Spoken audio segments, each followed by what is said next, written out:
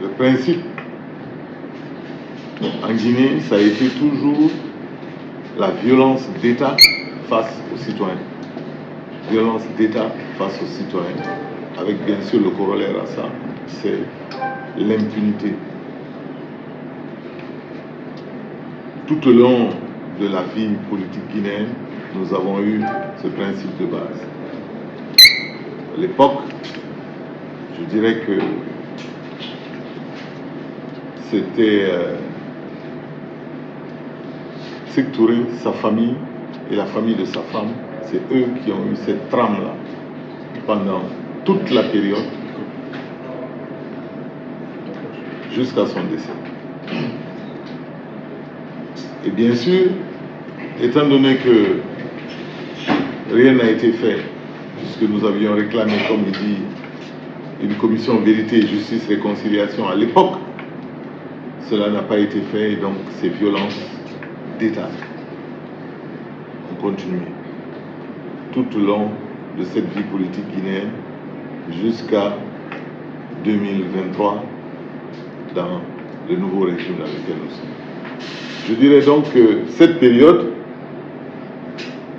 nous avons demandé la vérité. La vérité, on nous dit, bon, aujourd'hui, qui est capable de donner cette vérité? Nous avons dit qu'il y avait des faits importants. Et ce sont ces faits-là qui doivent permettre aux Guinéens, dans une logique consensuelle, dans une commission vérité, justice, réconciliation, avec des historiens, avec le reste de témoignages, avec les livres qui ont été écrits pendant toute cette période, de pouvoir au moins donner cette trame-là et expliquer aux uns aux autres ce qui s'est passé pendant cette période.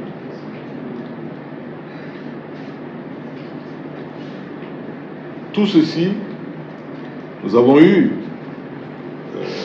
ce qu'on a appelé des consultations nationales, c'est-à-dire des enquêtes nationales qui ont été faites de toute l'étendue du territoire, avec les organisations des Nations Unies, des droits de l'homme, où des questionnaires, des gens sont partis partout pour recueillir justement cette histoire-là, cette trame. On en a fait avec les prêtres et les religieux de ce pays. On en a fait un mémorandum. On est allé plus loin. On est allé jusqu'à faire un projet de loi qui avait été déposé au président Alpha Condé. Et bien sûr, ceci a été mis en veilleuse pendant tout le temps.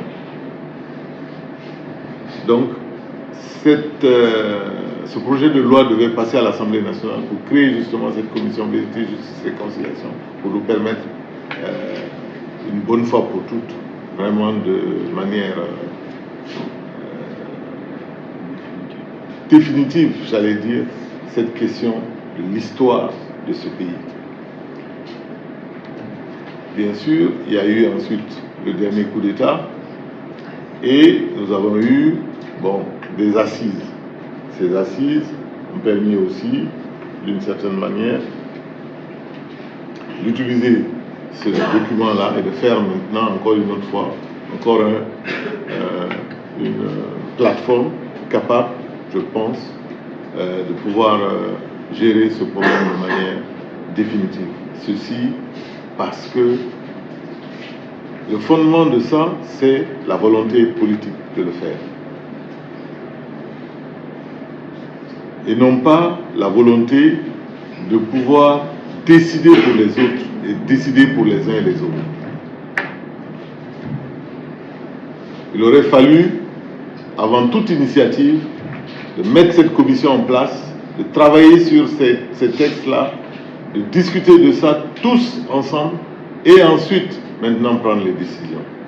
Mais le pouvoir actuel a décidé de prendre des décisions et de faire des assises après. Maintenant, ce que nous disons, nous, 71, ça a été une hécatombe pour ce pays. Ça a été ça a été terrible pour les anciens qui sont là, qui ont vécu cette période. La presque totalité, comme on l'a dit, des ministres, des grands fonctionnaires, de l'armée, tout ceci exécuté. Et exécuté nuitamment. Exécuté comment? Pendaison, fusillade, enterrement vivant, mise en place comment on appelle ça, de personnes dans des cellules, et jusqu'à ce que mort s'en suive. Sans compter toutes les tortures occasionnées pendant cette période-là. Oui, la diète noire. On se pose toujours la question à savoir, est-ce que ça, c'est la justice? Est-ce que dans le code civil guinéen, y a-t-il pendaison? Est-ce que dans le code civil guinéen, y a-t-il diète noire, enfermer quelqu'un dans une cellule, enfermer la personne jusqu'à ce que mort s'en suive? Est-ce que ça, c'est une peine prévue par le code civil guinéen? Donc, vous voyez, c'est cette barbarie-là, cette absence de sentiment, cette haine vis-à-vis des populations. Donc, vous voyez, c'est de ça qu'il s'agit. C'est de ça qu'il s'agit aujourd'hui. Donc, la réhabilitation, la finité, la réhabilitation de ces gens, c'est de ça qu'il s'agit aujourd'hui. Cette Guinée, on l'a vu. Cette Guinée, on l'a vu en 84. Cette Guinée, on la voit toujours. Quand on nous dit que, bon, vous avez vu tout ce qu'il y a, tout ce que l'on vit ici, à droite, à gauche, par rapport à d'autres pays, nous avons une base qui a été faussée dès le départ. Et c'est ce handicap de départ qui a été à la base de l'échec et à la base de la situation politique dans laquelle nous vivons aujourd'hui. Donc, c'est un peu dans ce sens-là qu'il s'agit, non pas pour se venger de quelque chose, qui ne sert à rien aujourd'hui, mais seulement dire aux Guinéens les uns et les autres, pas des histoires racontées par des jeunes aujourd'hui qui passent, puisqu'ils ont le pouvoir, passer à la télé, dire des choses qu'ils ne connaissent même pas. Ils ne connaissent rien de cette vie-là. Ils n'en savent rien du tout. Et donc, ce qui aurait été le plus honnête et le plus important, c'était de commencer par discuter de ça, avec tout ce qui comporte ici comme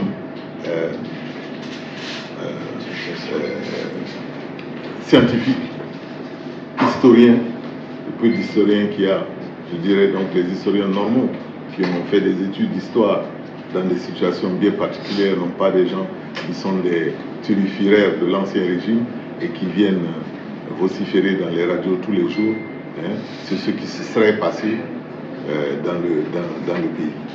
Donc, moi, je pense que donc, cette commémoration va toujours se faire, toujours dans le calme, dans le silence et dans le recueillement total, hein, pour prier sur la mémoire de nos martyrs, sur la mémoire de nos